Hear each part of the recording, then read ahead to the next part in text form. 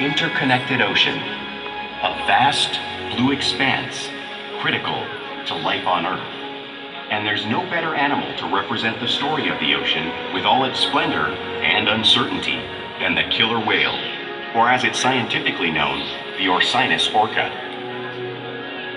The orca lives in every corner of the ocean, from the Arctic to the Atlantic, the Southern to the Indian, to the mighty Pacific and beyond.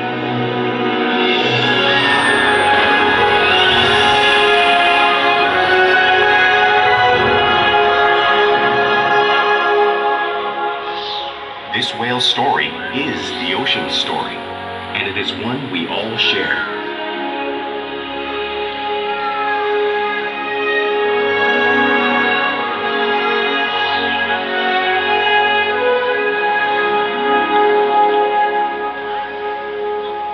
Good afternoon and welcome to SeaWorld's Orca Encounter.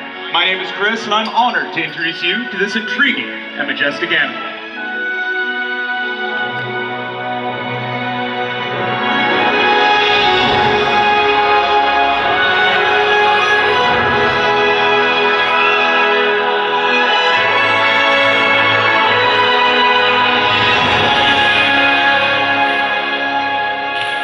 There's nothing like seeing a killer whale up close and learning about them and their natural behaviors.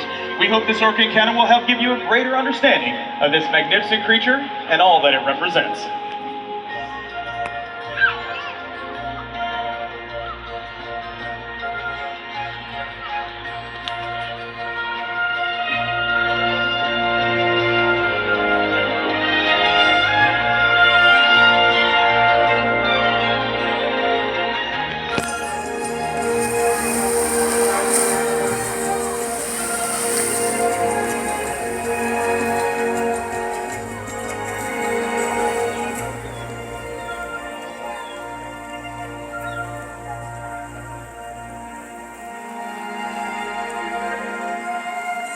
While they are found in every ocean, orcas living off the coast of Iceland are quite different than those near Costa Rica.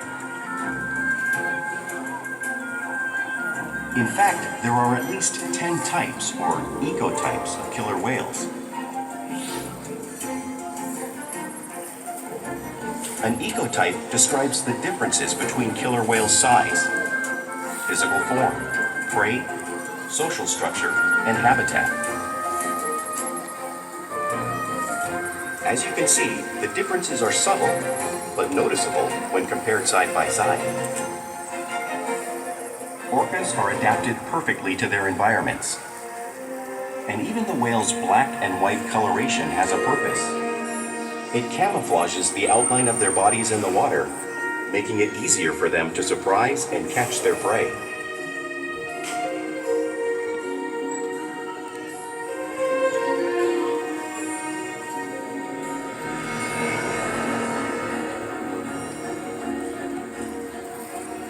When viewed from above, the black of the whale blends in with the dark depths of the ocean.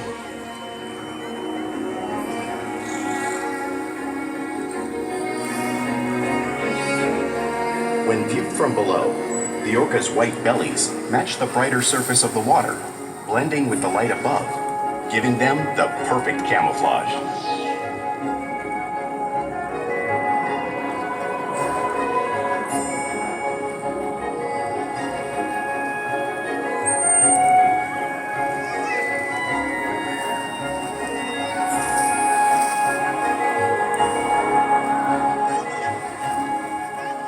Killer whales really are a natural wonder. And now Nakai will help me show you some of his physical characteristics.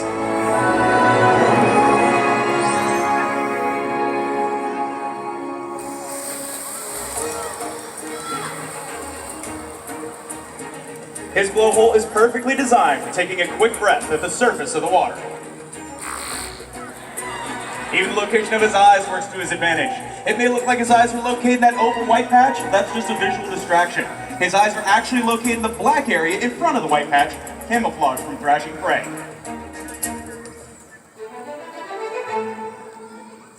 The fin on his back is called a dorsal fin. That helps stabilize him while he swims. It can also help regulate his body temperature.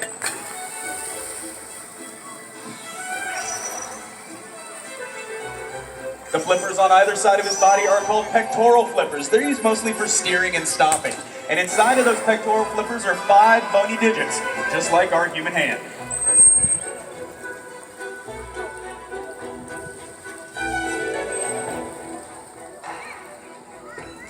And the lobes on either side of his tail are called flukes. The tail flukes are the killer whale's engine, propelling the speeds of up to 30 miles an hour.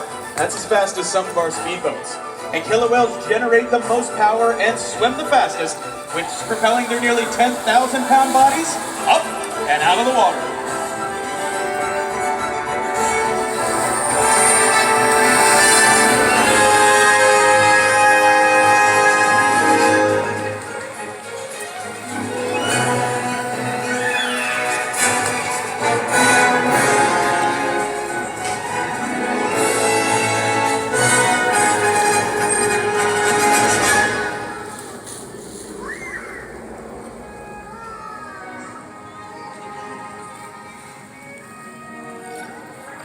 Killer whales are highly social animals with a well-defined social structure. An orcapod is always led by a female. Though just half the size of her male counterpart, she is in charge. It's all about attitude, not size. Because they live and work as a group, orcas need to communicate with sounds and body language. Orcas use clicks for echolocation or navigation.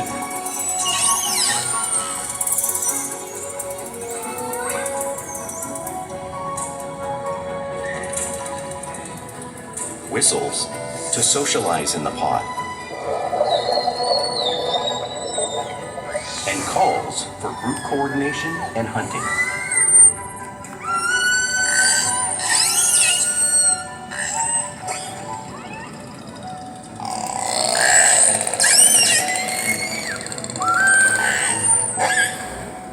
Vocal development studies here at SeaWorld show that early on, calves learn vocalization from their mothers.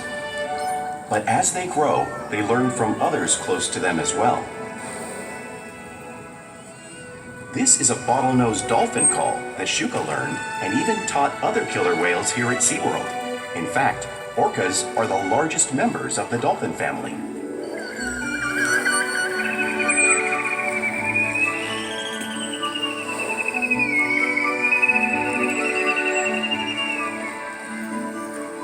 Whales here and in the wild use vocalization to communicate all the time.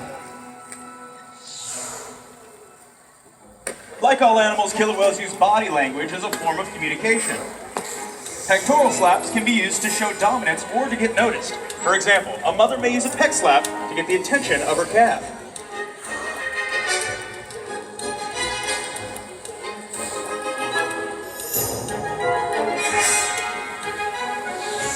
But when they really want to be noticed, they breathe.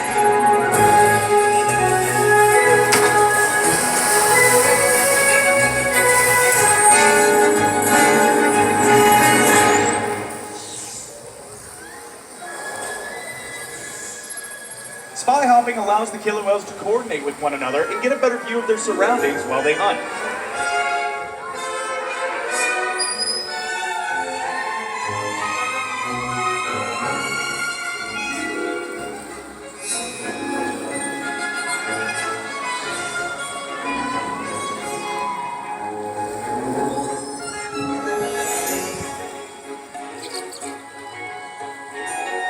And fluke slaps are another way killer whales communicate in the wild.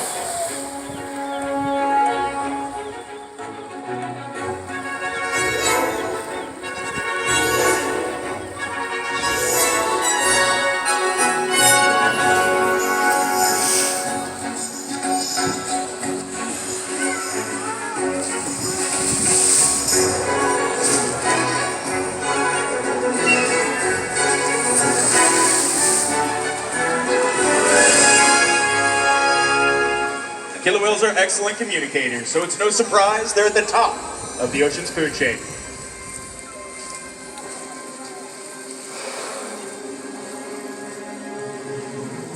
Killer whales work together to rear their young, protect their pod, and most importantly, pursue and catch their prey. every day they cooperate to survive in the wild oceans of the world. The orca's hunting techniques are as varied as the whales themselves. Norwegian killer whales will circle herring, herding them together. The whales use sounds to coordinate with each other and to disorient the herring. With the fish confused and contained, the whales stun them with their powerful tail flukes, making for an easy meal.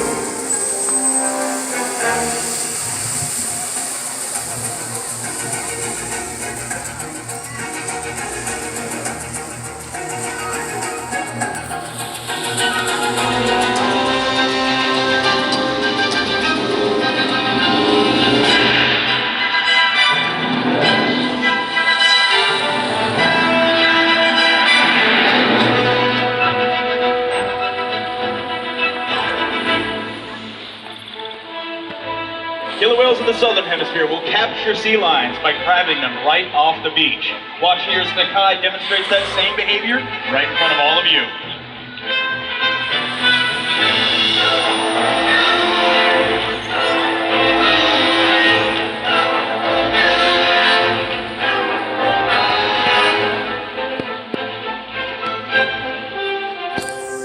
Antarctic killer whales can generate waves that wash over floating ice, knocking unsuspecting seals right into the water. Watch as Akaika shows you that same wave-making technique, demonstrating one of the more impressive and complex hunting abilities killer whales have developed around the world.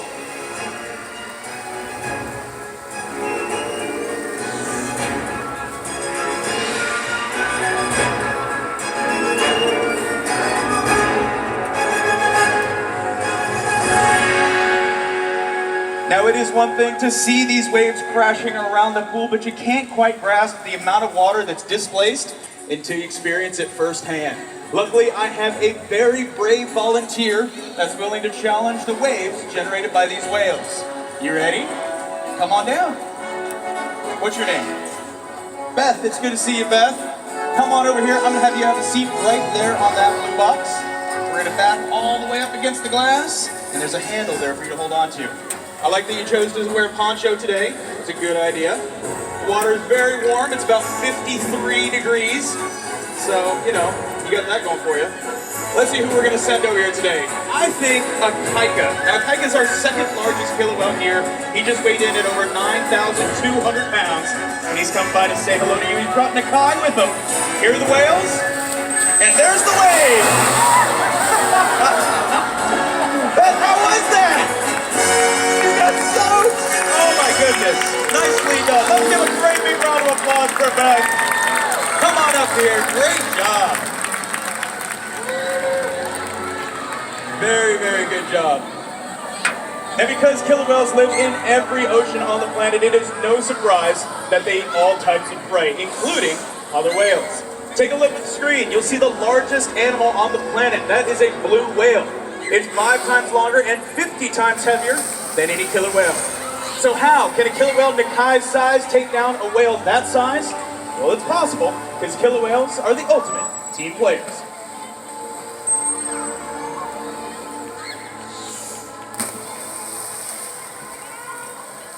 In this example, we see the larger male orcas surround a sperm whale, forming a perimeter, while the females continue to drive the whale forward until it reaches exhaustion. The calves then move in to join the adults in the group. Whatever their prey, killer whales always cooperate and hunt together, making them a highly successful predator.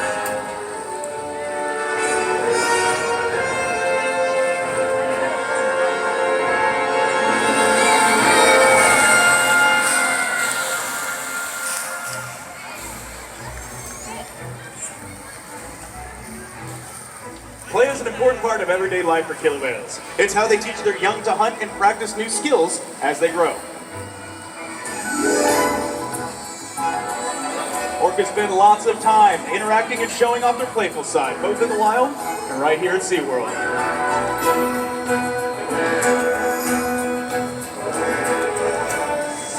Porpoising is when the killer whales swim very quickly at the surface, breaking out of the water just briefly.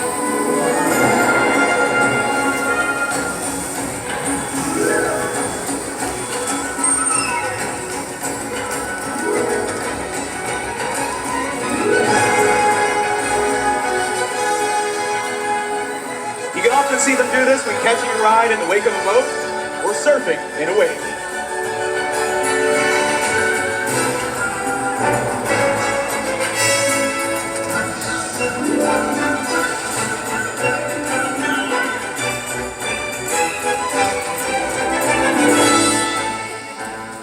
Killer whales love to be touched and will often be seen rubbing their bellies on rocks when they can.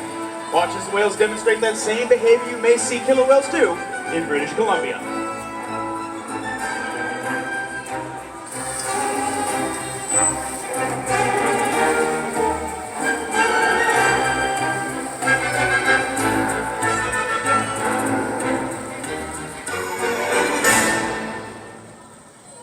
You'll also see killer whales imitating each other in the wild. We see it here at SeaWorld all the time. The whales are always mimicking and learning from one another.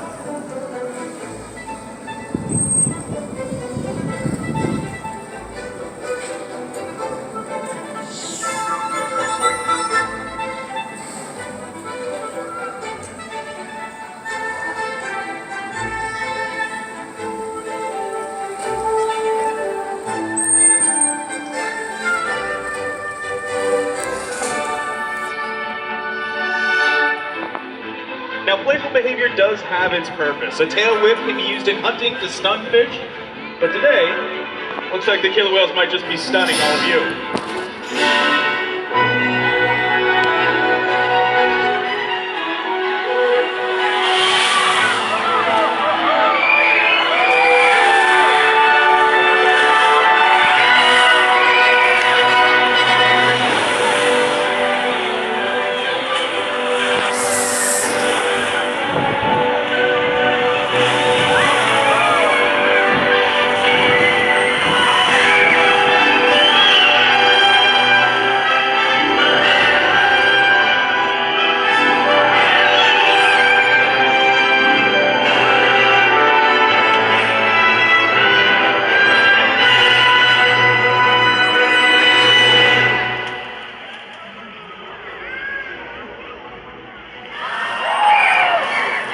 We interact with our whales every day here at SeaWorld, which allows us to share trusted relationships and provide optimal health care, research, and quality of life.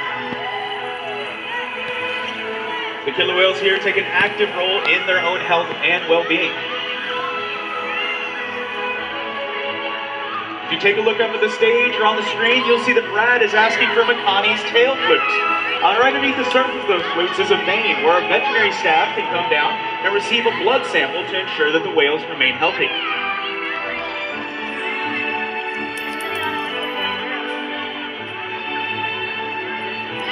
We can even ask the killer whales to slide up on the scale. You see Orca doing it in the video right there.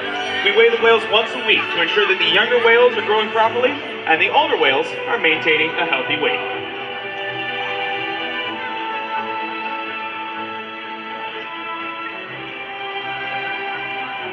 Right now, I'd like to tell you about a very special whale. On his way out right now is 16-year-old Akaika.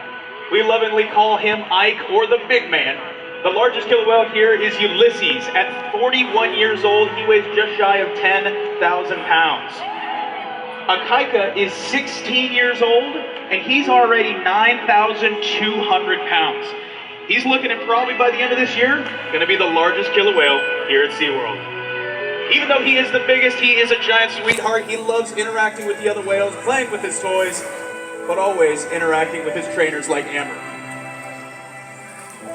And we challenge these whales every day to learn new things, to engage and stimulate their minds. Diet, exercise, and of course play keep these whales in great shape.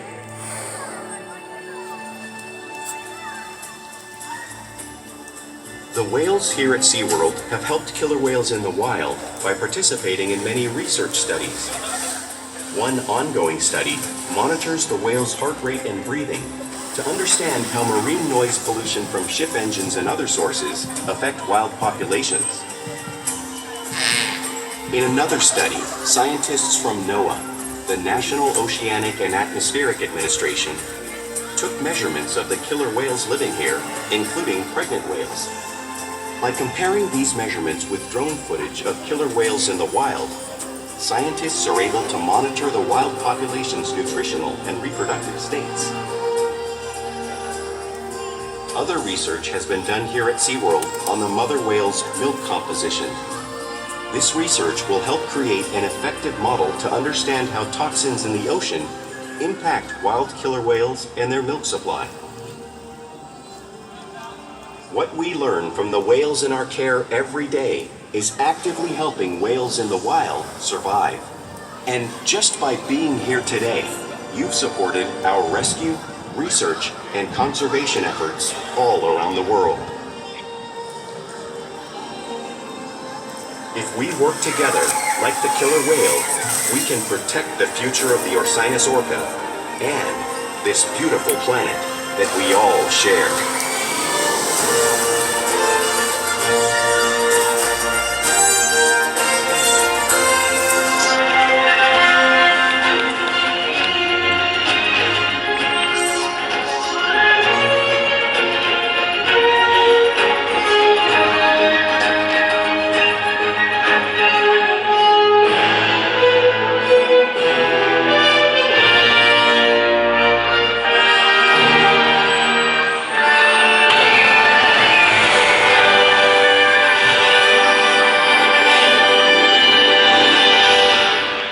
Thank you so much for joining us today at Orca Encounter. We hope you gain a greater appreciation for this amazing animal.